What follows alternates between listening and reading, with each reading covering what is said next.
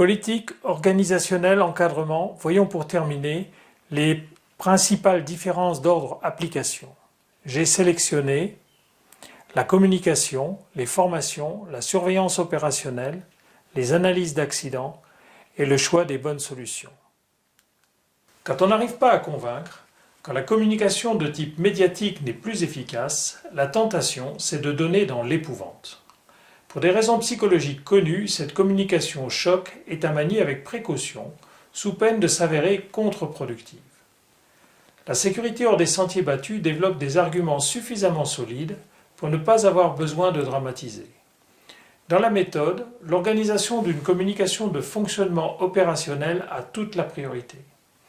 Tout est fait pour donner confiance plutôt qu'inquiéter.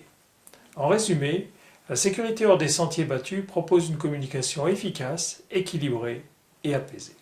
À la fois contraintes mais aussi croyant bien faire, les entreprises françaises allouent une part importante de leur budget formation au recyclage sécurité obligatoire. Mais sont-ils efficaces ? Il n'est pas politiquement correct de le dire parce que ce serait aller contre la sécurité et l'autorité, mais en leur fort intérieur, nombreux sont ceux qui en doutent. Avec le temps, au fil des recyclages, les formations sécurité obligatoires ont subi une dérive ontologique. Les recyclages sécurité sont devenus un rituel bureaucratique, ce qui leur fait perdre une bonne partie de leur force. La sécurité hors des sentiers battus propose de réinvestir judicieusement ces formations.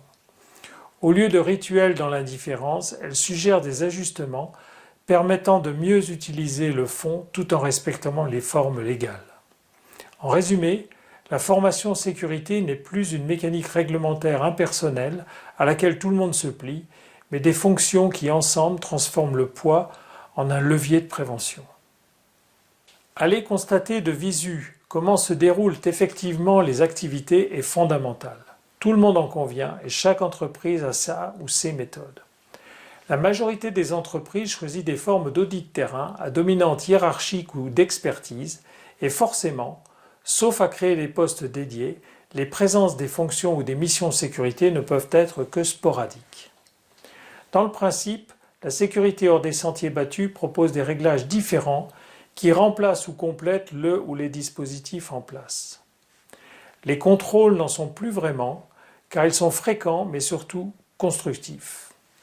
Des modalités très soigneusement réglées pour des raisons bien identifiées et bien expliquées en formation effacent largement les aspects autorité de spécialistes ou de hiérarchie comme l'évoque cette image.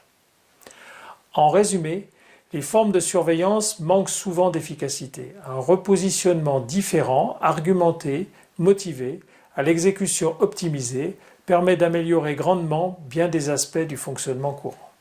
Branle-bas de combat, il vient d'y avoir un accident. On communique, on réagit et on oublie d'analyser. J'en rajoute évidemment, mais faute de temps, faute de compétences, faute de méthode ou de savoir-faire, les analyses d'accidents révèlent souvent des faiblesses d'amplitude et d'approfondissement. La sécurité hors des sentiers battus explique pourquoi et comment optimiser cela. En particulier, mais ce ne sont pas les seuls aspects, elle prévoit un traitement participatif, approfondi, proche du terrain, sans culpabilisation, avec différentes méthodes bien connues. Toujours en expliquant pourquoi, elle enseigne des règles de participation, d'animation et de déroulement optimisées et précises, y compris la communication efficace associée. Quand les accidentés ont payé, quand l'entreprise a payé, la qualité de l'analyse est très importante pour transformer les coûts en investissement. Il n'y a pas de problème, il n'y a que des solutions. Certes, mais même après analyse de bonne qualité, toutes les solutions ne se valent pas.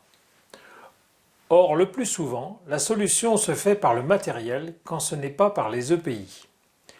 La sécurité hors des sentiers battus explique la manière d'ouvrir le champ et comment faire les priorités. J'explique comment choisir les moyens les plus adaptés à la situation. On découvre aussi pourquoi certaines solutions sont inadaptées, parfois même préjudiciables au bon fonctionnement. Ici, par exemple, mettre une rampe à cet escalier ne sera pas d'un grand secours. Bref, en matière de solutions, les bricolages cognitifs sont fréquents et il faut des méthodes pour les éviter. Ces changements ont débloqué l'amélioration lorsque j'étais en fonction de direction sécurité et depuis 2004, ils améliorent grandement la situation de mes clients. Alors pourquoi pas chez vous aussi? À bientôt donc dans la vidéo de conduite du changement et merci pour votre attention.